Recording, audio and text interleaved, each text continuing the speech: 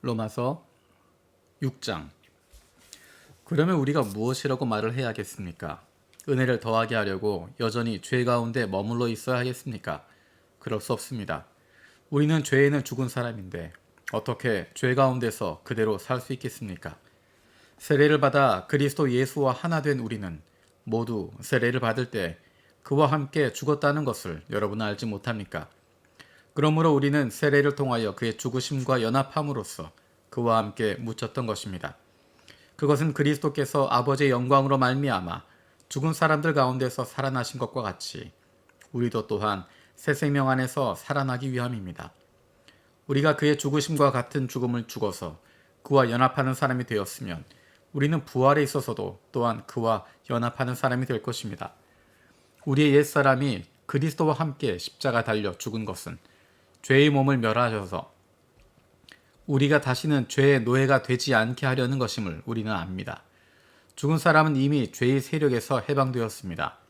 우리가 그리스도와 함께 죽었으면 그와 함께 우리도 또한 살아날 것임을 믿습니다. 우리가 알기로 그리스도께서는 죽은 사람들 가운데서 살아나셔서 다시는 죽지 않으시며 다시는 죽음이 그를 지배하지 못합니다.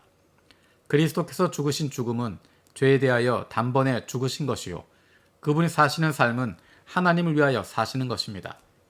이와 같이 여러분도 죄에 대하여는 죽은 사람이요 하나님을 위하여서는 그리스도 예수 안에서 살고 있는 사람이라는 것을 알아야 합니다. 그러므로 여러분은 죄가 여러분의 죽을 몸을 지배하지 못하게 해서 여러분의 몸이 정욕에 굴복하는 일이 없도록 하십시오. 그러므로 여러분은 여러분의 지체를 죄에 내맡겨서 불의의 연장이 되게 하지 마십시오. 오히려 여러분은 죽은 사람들 가운데서 살아난 사람답게 여러분을 하나님께 바치고 여러분의 지체를 의의 연장으로 하나님께 바치십시오. 여러분은 율법 아래 있지 않고 은혜 아래 있으므로 죄가 여러분을 다스릴 수 없을 것입니다. 그러면 어떻게 하겠습니까? 우리가 율법 아래 있지 않고 은혜 아래 있다고 해서 마음 놓고 죄를 짓자는 말입니까? 그럴 수 없습니다. 여러분이 아무에게나 자기를 종으로 내맡겨서 복종하게 하면 여러분은 여러분이 복종하는 그 사람의 종이 되는 것을 알지 못합니까? 여러분은 죄의 종이 되어 죽음에 이르거나 아니면 순종의 종이 되어 의에 이르거나 하는 것입니다. 그러나 하나님께 감사하는 것은 여러분이 전에는 죄의 종이었으나 이제 여러분은 전에 받은 교훈의 본에 마음으로부터 순종함으로써 죄에서 해방을 받아서 의의 종이 된 것입니다. 여러분의 이해력이 미약함으로 내가 사람의 방식으로 말하겠습니다. 여러분이 전에는 자기 지체를 더러움과 불법의 종으로 내맡겨서 불법에 빠져 있었지만 이제는 여러분의 지체를 의의 종으로 바쳐서 거룩함에 이르도록 하십시오. 여러분이 죄의 종일 때는 의의 얼매이지 않았습니다. 여러분은 그때 무슨 열매를 거두었습니까? 이제 와서 여러분의 그러한 생활을 부끄러워하지만은 그러한 생활의 마지막은 죽음입니다. 이제 여러분은 죄에서 해방을 받고 하나님의 종이 되어서 거룩함에 이르는 삶의 열매를 맺고 있습니다. 그 마지막은 영원한 생명입니다. 죄의 삭은 죽음이요 하나님의 선물은 우리 주 예수 그리스도 안에서 누리는 영원한 생명입니다. 7장. 형제자매 여러분, 나는 율법을 아는 사람에게 말을 합니다. 율법은 사람이 살아있는 동안에만 그 사람을 지배한다는 것을 알지 못합니까? 결혼한 여자는 그 남편이 살아있는 동안에는 법으로 남편에게 매여 있으나 남편이 죽으면 남편의 법에서 풀려납니다. 그러므로 남편이 살아있는 동안에 그 여자가 다른 남자에게로 가면 그 여자는 간음한 여인이라는 말을 듣게 됩니다. 그러나 남편이 죽으면 그 법에서 해방되는 것이므로 다른 남자에게로 갈지라도 간음한 여자가 되지 않습니다. 나의 형제자매 여러분, 그러므로 여러분도 그리스도의 몸으로 말미암아 율법에 대해서는 죽임을 당했습니다. 그래서 여러분은 다른 분, 곧 죽은 사람들 가운데서 살아나신 그분에게 속하게 되었습니다. 그것은 우리가 하나님을 위하여 열매를 맺게 하기 위함입니다. 이전에 우리가 육신을 따라 살 때에는 율법으로 말미암아 일어나는 죄의 욕정이 우리 몸의 지체 안에서 작용해서 죽음에 이르는 열매를 맺었습니다. 그러나 지금은 우리를 올감했던 것에 대하여 죽어서 율법에서 풀려났습니다. 그래서 우리는 문자에 얽매인 낡은 정신으로 하나님을 섬기지 않고 성령이 주시는 새 정신으로 하나님을 섬깁니다. 그러면 우리가 무엇이라고 말을 하겠습니까? 율법이 죄입니까? 그럴 수 없습니다. 그러나 율법에 비춰보지 않으면 나는 죄가 무엇인지 알지 못하였을 것입니다. 율법에 탐내지 말아라 하지 않았다면 나는 탐심이 무엇인지를 알지 못하였을 것입니다. 그러나 죄는 이 계명을 통하여 틈을 타서 내 속에서 온갖 탐욕을 일으켰습니다. 율법이 없으면 죄는 죽은 것입니다. 전에는 율법이 없어서 내가 살아 있었는데 계명이 들어오니까 죄는 살아나고 나는 죽었습니다. 그래서 나를 생명으로 인도해야 할 그 계명이 도리어 나를 죽음으로 인도한다는 것이 드러났습니다. 죄가 그 계명을 통하여 틈을 타서 나를 속이고 또 그 계명으로 나를 죽였습니다. 그러므로 율법은 거룩하며 계명도 거룩하고 의롭고 선한 것입니다. 그러니 그 선한 것이 나에게 죽음을 안겨주었다는 말입니까? 그럴 수 없습니다. 그러나 죄를 죄로 드러나게 하려고 죄가 그 선한 것을 방편으로 하여 나에게 죽음을 일으켰습니다. 그것은 계명을 방편으로 하여 죄를 극도로 죄답게 되게 하려는 것이었습니다. 우리는 율법이 신령한 것인 줄 압니다. 그러나 나는 육정에 매인 존재로서 죄 아래 팔린 몸입니다. 나는 내가 하는 일을 도무지 할 수가 없습니다. 내가 해야겠다고 생각하는 일은 하지 않고 오히려 해서는 안 되겠다고 생각하는 일을 하고 있으니 말입니다. 내가 그런 일을 하면서도 그것을 해서는 안 되겠다고 생각하는 것은 곧 율법이 선하다는 사실에 동의하는 것입니다. 그렇다면 그와 같은 일을 하고 있는 것은 내가 아니라 내 속에 자리 잡고 있는 죄입니다. 나는 내 속에 곧 내 육신 속에 선한 것이 깃들어 있지 않다는 것을 압니다.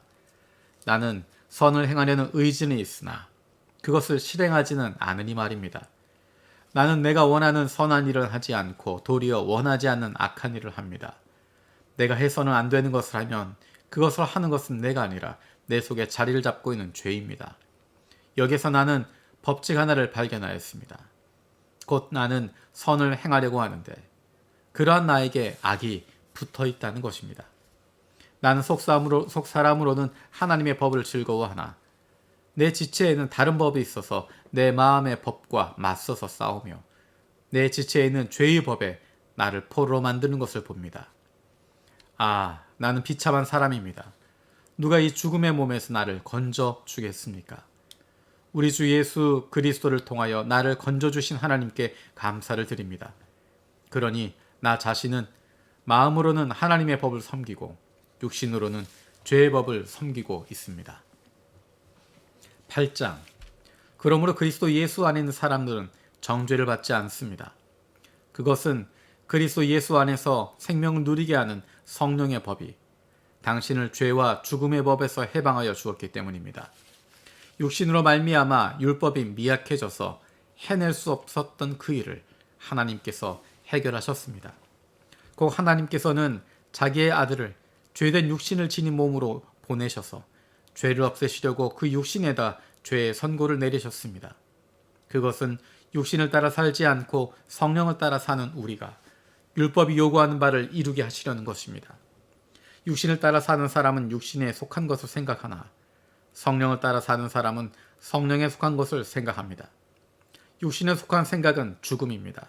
그러나 성령에 속한 생각은 생명과 평화입니다. 육신에 속한 생각은 하나님께 품는 적대감입니다. 그것은 하나님의 법을 따르지 않으며 또 복종할 수도 없습니다. 육신에 매인 사람은 하나님을 기쁘게 해드릴 수 없습니다. 그러나 하나님의 영이 여러분 안에 살아계시면 여러분 육신 안에 있지 않고 성령 안에 있습니다. 누구든지 그리스도의 영이 없으면 그리스도의 사람이 아닙니다. 또한 그리스도께서 여러분 안에 살아계시면 여러분의 몸은 죄 때문에 죽은 것이지만 영은 의 때문에 생명을 얻습니다. 예수를 죽은 사람들 가운데서 살리신 분의 영이 여러분 안에 살아계시면 그리스도를 죽은 사람들 가운데서 살리신 분께서 여러분 안에 계신 자기의 영으로 여러분의 죽을 몸도 살리실 것입니다. 그러므로 형제자매 여러분, 우리는 빚을 지고 사는 사람들이지만 육신의 빚을 진 것이 아닙니다. 우리는 육신을 따라 살아야 할 존재가 아닙니다. 여러분이 육신을 따라 살면 죽을 것입니다. 그러나 여러분이 성령으로 몸의 행실을 죽이면 살 것입니다. 하나님의 영으로 인도함을 받는 사람은 누구나 다 하나님의 자녀입니다. 여러분 또다시 두려움에 빠뜨리는 종살이의 영을 받은 것이 아니라 자녀로 삼으신 영을 받았습니다. 그래서 우리는 그 영으로 하나님을 아빠, 아버지라고 부릅니다. 바로 그때 그 성령이 우리의 영과 함께하면 우리가 하나님의 자녀임을 증언하십니다. 자녀이면 상속자이기도 합니다. 우리가 그리스도와 함께 영광을 받으려고 그와 함께 고난을 받으면 우리는 하나님의 정하신 상속자요, 그리스도와 더불어 공동 상속자입니다. 현재 우리가 겪는 고난은 장차 우리에게 나타날 영광에 견주면 아무것도 아니라고 나는 생각합니다. 피조물은 하나님의 자녀들이 나타나기를 간절히 기다리고 있습니다. 피조물이 허무에 굴복했지만 그것은 자유로 그렇게 한 것이 아니라 굴복하게 하신 그분이 그렇게 하신 것입니다. 그러나 소망은 남아 있습니다. 그것은 곧 피조물도 썩어짐의 종살이에서 해방되어서 하나님의 자녀가 누릴 영광된 자유를 얻으리라는 것입니다. 모든 피조물이 이제까지 함께 신음하며 함께 해산의 고통을 겪고 있다는 것을 우리는 압니다. 그뿐만 아니라 첫 열매로서 성령을 받은 우리도 자녀로 삼아 주실 것을, 곧 우리 몸을 속량하여 주실 것을 고대하면서 속으로 신음하고 있습니다. 우리는 이 소망으로 구원을 얻었습니다. 눈에 보이는 소망은 소망이 아닙니다. 보이는 것을 누가 바라겠습니까? 그러나 우리가 보이지 않는 것을 바라면 참으면서 기다려야 합니다. 이와 같이 성령께서도 우리의 약함을 도와주십니다. 우리는 어떻게 기도해야 할지도 알지 못하지만 성령께서 친히 이루 다 말할 수 없는 탄식으로 우리를 대신하여 간구하여 주십니다. 사람의 마음을 꿰뚫어 보시는 하나님께서는 성령의 생각이 어떠한지를 아십니다. 성령께서 하나님의 뜻을 따라 성도를 대신하여 간구하시기 때문입니다. 하나님을 사랑하는 사람들, 곧 하나님의 뜻대로 부르심을 받은 사람들에게는 모든 일이 서로 협력해서 선을 이룬다는 것을 우리는 압니다. 하나님께서는 미리 아신 사람들을 택하셔서 자기 아들의 형상과 같은 모습이 되도록 미리 정하셨으니 이것은 그 아들이 많은 형제 가운데서 맏아들이 되게 하시려는 것입니다. 그리하여 하나님께서는 이미 정하신 사람들을 부르시고 또한 부르신 사람들을 의롭게 하시고 의롭게 하신 사람들을 또한 영화롭게 하셨습니다. 그렇다면 이런 일을 두고 우리가 무엇이라고 말할 수 있겠습니까? 하나님이 우리 편이시면 누가 우리를 대적하겠습니까? 자기 아들을 아끼지 않으시고 우리 모두를 위해 내어주신 분이 어찌 그 아들과 함께 모든 것을 우리에게 선물로 거저주지 않으시겠습니까? 하나님께서 택하신 사람들을 누가 감히 고발하겠습니까? 의롭다 하시는 분이 하나님이신데 누가 감히 그들을 정죄하겠습니까? 그리스도 예수는 죽으셨지만 오히려 살아나셔서 하나님의 오른편에 계시며 우리를 위하여 대신 간구하여 주십니다. 누가 우리를 그리스도의 사랑에서 끊을 수 있겠습니까? 환난입니까? 권고입니까? 박해입니까? 굶주림입니까? 헐벗음입니까? 위협입니까? 또는 칼입니까? 성경에 기록한 바 우리는 종일 주님을 위하여 죽임을 당합니다. 우리는 도살당할 양과 같이 여김을 받았습니다. 한 것과 같습니다. 그러나 우리는 이 모든 일에서 우리를 사랑하여 주신 그분을 힘입어서 이기고도 남습니다. 나는 확신합니다. 죽음도 삶도 천사들도 권세자들도 현재일도 장래일도 능력도 높음도 깊음도 그 밖에 어떤 피조물도 우리를 우리 주 예수 그리스도 안에 있는 하나님의 사랑에서 끊을 수 없습니다.